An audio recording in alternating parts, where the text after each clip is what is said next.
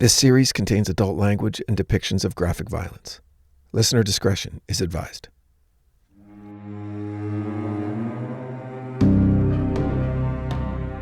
The Earl of Carnarvon was on top of the world. He was basically a rich guy who got lucky and wrote checks to the right person at the right time, and was thereby able to take credit for a discovery that came to be a defining moment of the 20th century.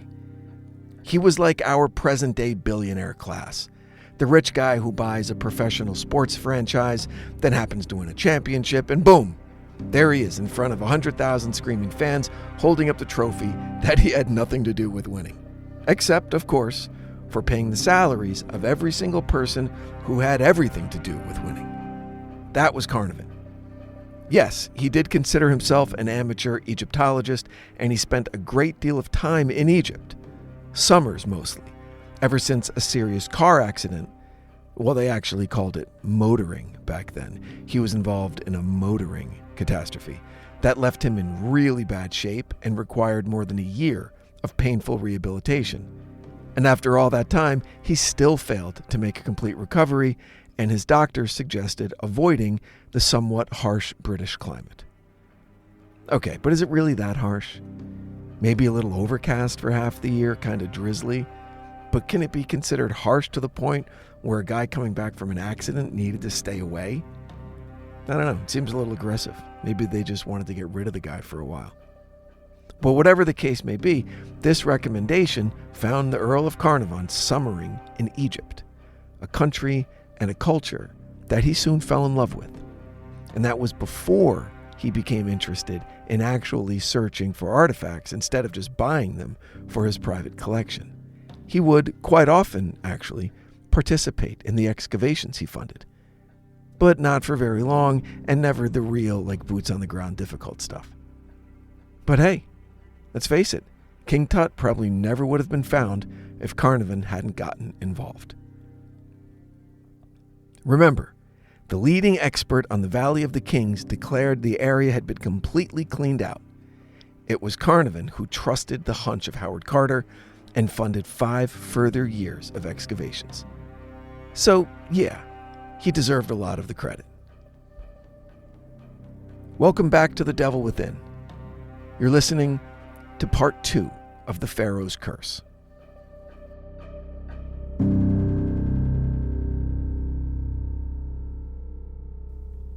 This guy was also a pretty shrewd businessman. In the unprecedented media frenzy that followed the announcement of the discovery, Carnarvon saw a few angles to not only make a quick buck, but to completely recoup his expenses for every dig season he had funded in the search for King Tut, and he accomplished that feat in one single blow. He sold the exclusive media rights to cover the story to The Times, the leading English daily newspaper. This made him more than a few enemies, as even the local Egyptian press was shut out of the coverage. Carnarvon was simply overjoyed at his newfound fame and increased reputation as an academic, a distinction he hadn't really earned, but who cares? He was extensively interviewed, he set up a deal for a book that would officially chronicle the entire story of the discovery of the tomb, even though he wasn't present for most of it, and he was in talks with Carter about what to search for next. When, on March 19th, 1923, Carnarvon suffered what has been described as a, quote, severe mosquito bite on his face, right near the jawline between his ear and his chin. Coincidentally, the mummy of King Tutankhamun had evidence of a lesion that was treated during his lifetime in the same spot on his face. Anyway, a few days after this mosquito bite, while shaving in the morning, Carnarvon, he sliced off the swollen bump that the bite had become, and the wound quickly developed an infection. Over the next week, the infection worsened and led to severe blood poisoning, and Carnarvon was taken to the Continental Savoy Hotel in Cairo. The blood poisoning turned into pneumonia, and on April 5th, just 17 days after the mosquito bite, Carnarvon's organs began shutting down one by one, and he died early that same evening. The death of the man who not only funded the dig that produced the greatest archaeological discovery in history, but was among the first and most frequent visitors to the tomb itself, was caught up in the still fresh whirlwind of coverage of the story. I mean, it was barely 5 months after the announcement. And it wasn't too long before the world's press began reporting that the Earl of Carnarvon was the first victim of what many believed to be the curse of King Tutankhamun.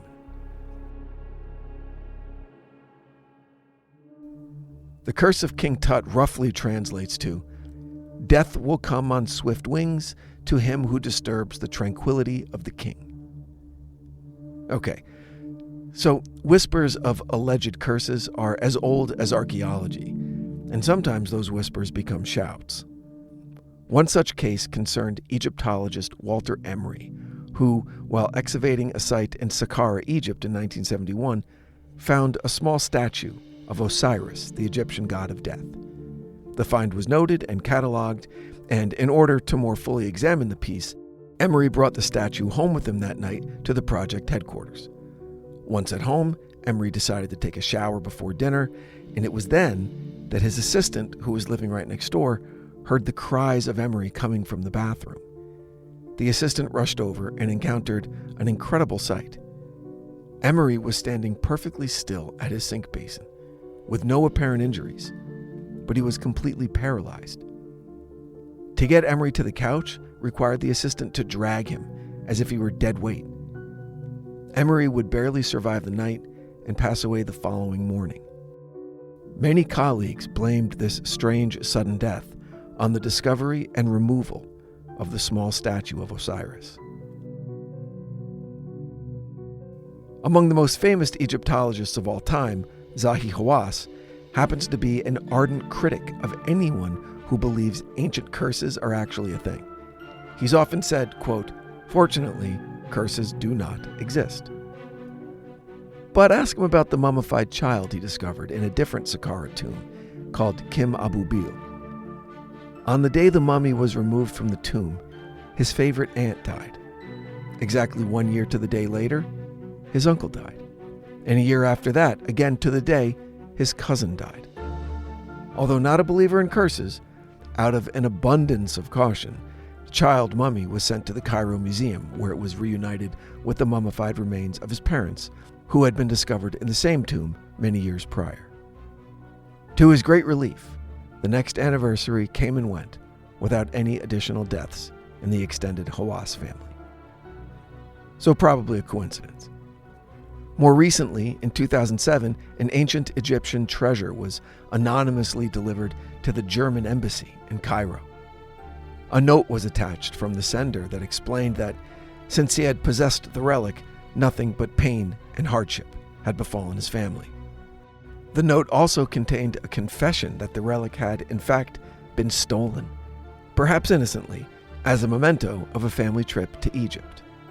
The note claimed to be from the son of the man responsible for the theft, and that, of all the grief his family had endured, his father got the worst of it.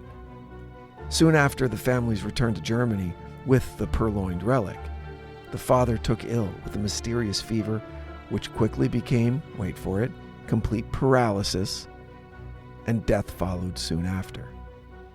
The son relayed his father's fear that until the relic was returned to Egyptian soil, his family would have no peace.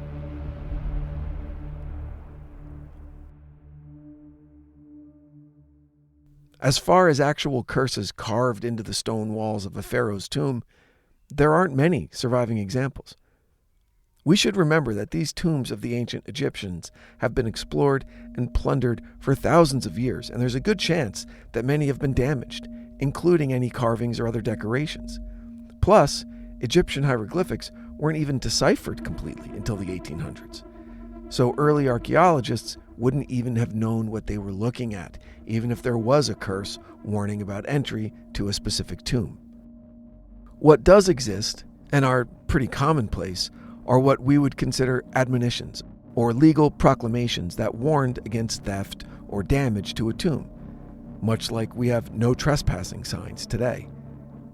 And think about it. It's unlikely that thousands of years from now, archaeologists will interpret a no trespassing sign as a curse. But let's get back to King Tut, because a lot of people died that were associated with the early days of the discovery of the tomb. Aside from Carnarvon's early, somewhat sudden death, there was the American millionaire George Gould, who died of mysterious causes soon after visiting the site, mere weeks after the news hit the press. Likewise, British industrialist Joel Wolfe, one of the first lay people to visit the tomb, for reasons unexplained, fell into a coma and died mere days later. It has, unfortunately, come out in recent years that maybe Howard Carter stole a bunch of stuff from the tomb. Stuff he felt like he had earned and just wanted to keep for himself. It's kind of difficult to prove, but also kind of obvious. For example, shortly after the King Tut discovery, he gave his friend Bruce Ingham a gift that he referred to as a paperweight. In actuality, it was a mummified hand, inscribed with the phrase, "Cursed be he who moves my body." Days later, Ingham's house burned down.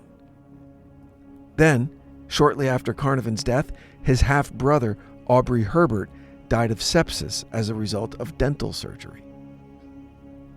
American Egyptologist Aaron Ember, who was invited by Howard Carter to witness the opening of the tomb and was among the first to enter the treasury of King Tut, would die a few years later in a fire at his home in Baltimore. He had thrown a lavish dinner party, and as the guests were leaving, a fire broke out in the kitchen. He and his wife had plenty of time to make it to safety, but they remained after Ember's wife demanded that they look for and save the completed manuscript of a book Emery had spent years working on. It was the only copy. Their maid also braved the flames in an attempt to save those precious pages, but it was all for naught. Both Aaron Ember and his wife, as well as their maid, died in the fire. Oh, and the manuscript they were attempting to save? A little tome called The Egyptian Book of the Dead. In 1929, a man named Richard Bethel, Carnarvon's secretary and the second man to enter the tomb after Howard Carter, was murdered at a gentleman's club in London. This tragic event followed closely after a series of fires broke out in his London home, and the fires were concentrated in the small gallery where he kept several ill-gotten treasures from Tutankhamun's tomb. Treasures that were lost in those fires. I mean, even the poor guy whose job it was to just x-ray the mummy before it went to a museum got sick and died the day after those x-rays were taken. And British archaeologist Hugh Evelyn White, who helped in the excavation and was a frequent visitor to the tomb, he had some serious problems of his own. By 1924, these deaths of professionals associated with the discovery of the tomb had really gotten into his head and led to a destructive bout with paranoia and depression. He would ultimately commit suicide. He left a note for his family that read, "I have succumbed to a curse which forces me to disappear."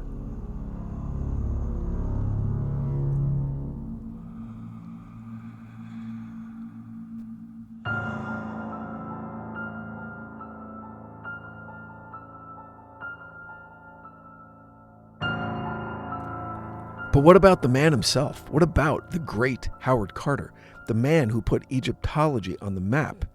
Seriously, this guy did more for archaeology than Indiana Jones. Howard Carter did for archaeology what the movie Top Gun did for Navy recruiting.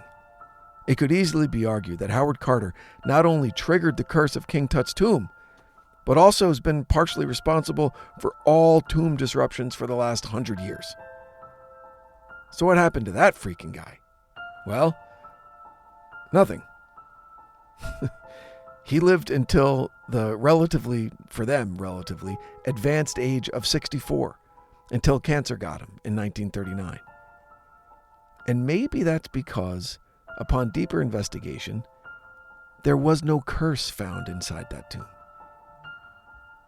In fact, it was proven in later years that media access was so restricted and the thirst for information was so rabid that, as often happens, some less than scrupulous news outlets just started making shit up.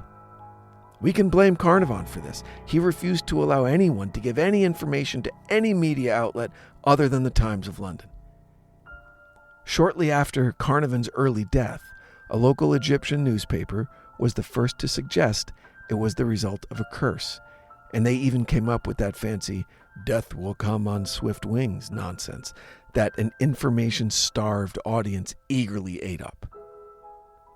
The facts are these. Of the 58 people who were present at the time of the tomb's opening, as mentioned in the last episode, 9 were dead within 12 years, or about 15%. If you include associates and family members of those present, the number jumps to 22 people. Personally, look, that seems like a lot to me. But I'm also aware that shit happens, and all these deaths can be explained by reasons other than some supernatural curse. So you can imagine my surprise when I read the headline, quote, "Science proves the efficacy of ancient Egyptian curses." Huh?